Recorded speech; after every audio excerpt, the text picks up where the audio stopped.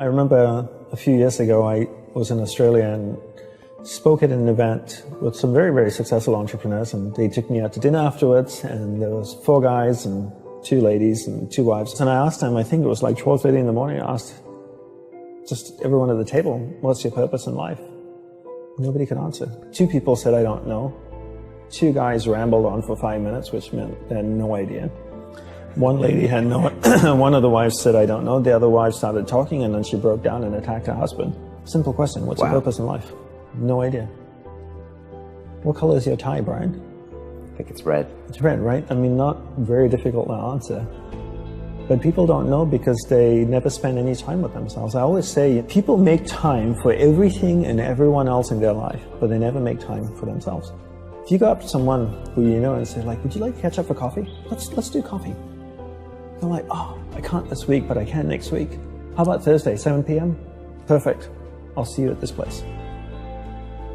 When was the last time someone is willing to take time out of their life to spend time with themselves? So if I wanted to get to know you, and we've had one dinner and had a great conversation, we're spending time here. If I wanted to get to know you, I would have to spend time with you. We'd have to meet up for coffee, a glass of wine. If I really want to get to know you, maybe we meet up once a week. Every Friday night, we go out for a glass of wine. We chat for a couple of hours. After a year, I'd get to know you really well. You get to know me really well. But it requires me spending time with you.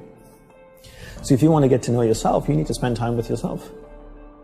But in a way that you can inquire, right? So people say to me things like, oh, I walk my dog in the park. That's my time with myself. And you're like, no, it's not.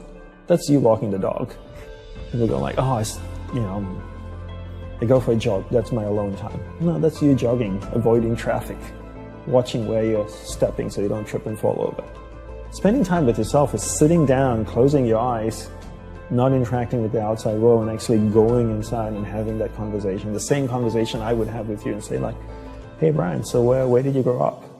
You know, you said California, do you like to surf? No? Hate the water, love the water? Tell me, right?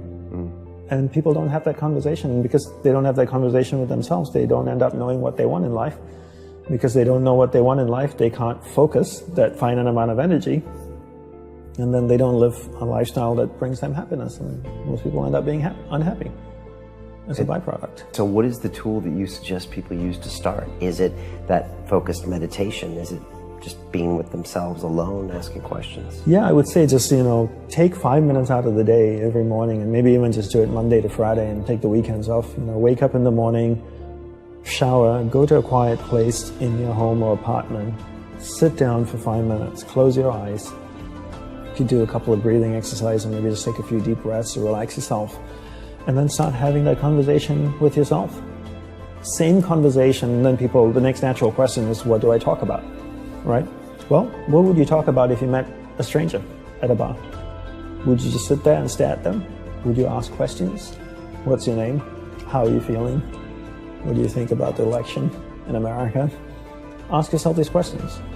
Have a conversation the same way you would have with a stranger with yourself.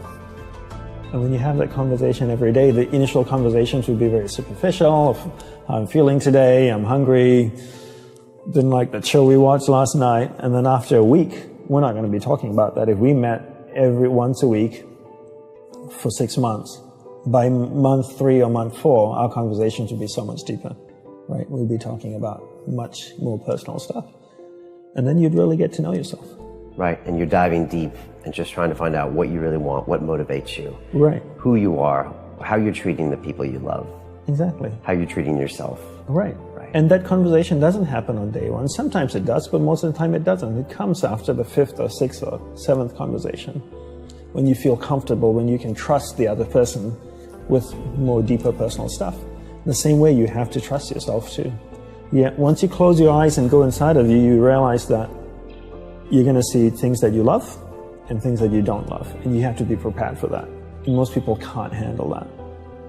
They can close their eyes and go in and see all the things they love about themselves, but the things that are unpleasant makes them open their eyes and go, this is absolutely useless. I could definitely use my time in much more productive ways. And then they get up and they leave. That's the reaction when they kind of see something they don't want to engage with. Okay. Why am I sitting here? It's an absolute waste of time. I got a to-do list. I can go get things done. this is just a waste of time. And temporarily feel better or feel like you accomplished a goal or something, when in fact you still don't know why you're here, what your purpose is, etc. Exactly. So the same way like you get to know someone you love, right?